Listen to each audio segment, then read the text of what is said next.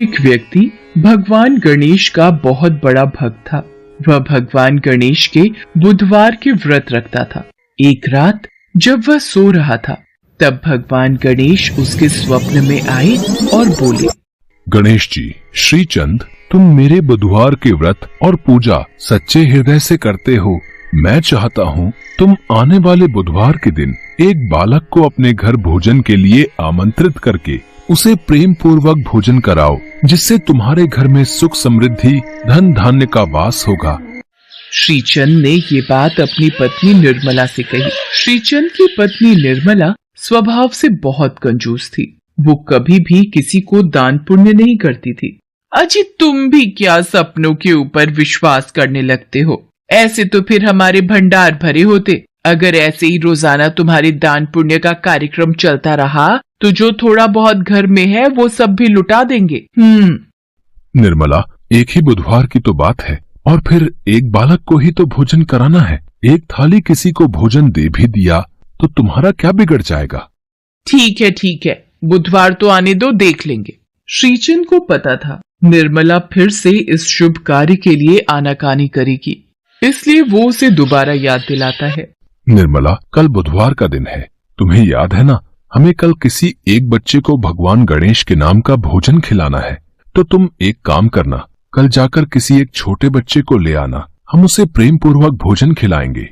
किसी एक बच्चे को ही तो खाना खिलाना है, बच्चा चाहे छोटा हो या फिर बड़ा, मतलब तो खाना खिलाने से ही है। यदि मैं बहुत छोटे बच्चे को खाना खिलाऊंगी तो वो खाना कम खाएगा। शाम के वक्त मैदान में बच्चे खेल रहे होते हैं, वहीं जाकर देखती हूँ, किसी एक बच्चे को कल भोजन के लिए आमंत्रित कर दूंगी।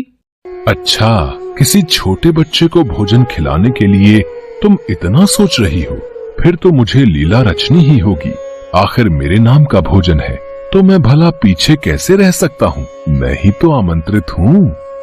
शाम को जहाँ बच्चे खेलते थे, निर्मला वहाँ जाकर सबसे छोटा बच्चा ढूंढने लगती है। अब मुझे एक छोटे बच्चे का रूप ले लेना चाहिए।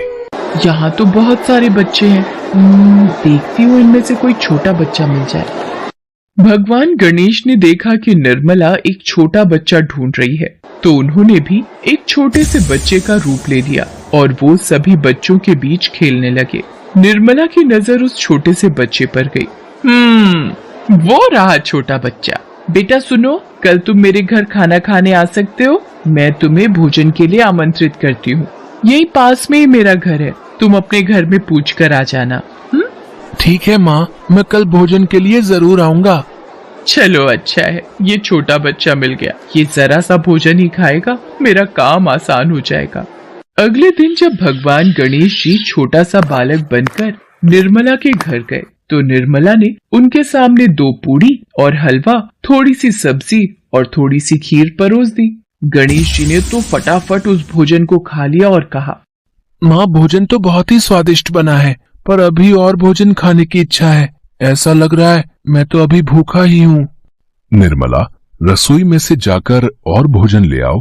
लगता है इस बच्चे को भोजन बहुत ही स्वादिष्ट लगा है।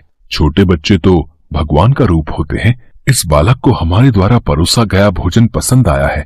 ये हमारे लिए बहुत ही प्रसन्नता की बात है।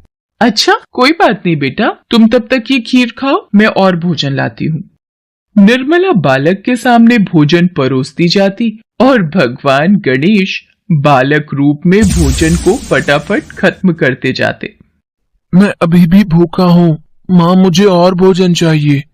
निर्मला कुछ भी समझ नहीं पा रही थी। जितना भी भोजन निर्मला ने बनाया था, गणेश जी सभी खा जाते हैं और फिर बोलते हैं, माँ, मैं तो अभी भी भूखा हूँ। निर्मला को गुस्सा आ जाता है। वह बोलती है, अब तुझे क्या दूं?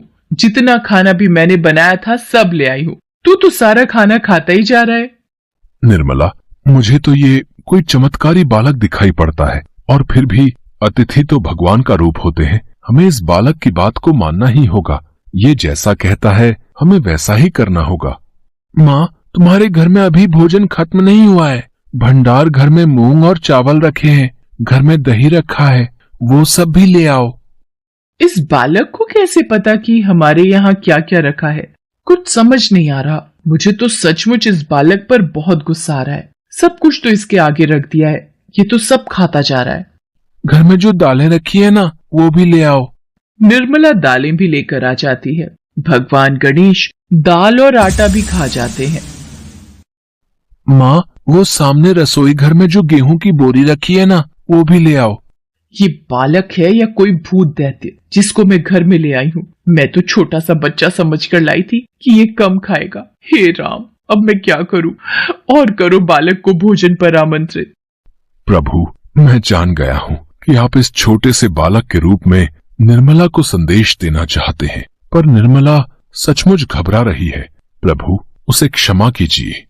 निर्मला रोने लग जाती है और उसके घर में जब अन्न का एक दाना भी नहीं रहता तो गणेश जी प्रकट हो जाते हैं। सामने भगवान गणेश को देख श्रीचंद अपने हाथ जोड़ लेता है। निर्मला भी उस बालक को गणेश जी के रूप में देखकर चौंक जाती है। गणेश जी कहते हैं, माँ, भोजन खिलाने में कैसी कंजूसी। तुम्हें सिर्फ एक बच्चे को खाना खिलाना था और उसमें भी तुमने सबसे छोटा बच्चा ढूंढने के बारे में सोचा। इसलिए मैंने एक बालक के रूप में आकर तुम्हें सबक देना चाहा। कभी भी किसी अतिथि को भोजन के लिए आमंत्रित करो तो अपने सच्चे हृदय से बिना कपट किए भोजन परोसो। प्रेम पूर्वक दान पुण्य आदि करने से घर में सुख समृद्धि, धन वैभव, अन्न आदि के भंडार भरे रहते हैं। प्रभु, मुझे क्षमा कर दीजिए। मैं कभी भी कंजूसी नहीं करूंगी। सदैव इच्छानुसार दान पुण्य करती रहूंगी और अतिथि को भोजन खिलाने में भी कभी कंजूसी नहीं करूंगी। इसके पश्चात भगवान गणेश श्रीचंद और निर्मला को आशीर्वाद देते हैं। गणेश जी ने जो भी खाया था उस सामान का चौगुना कर दिया।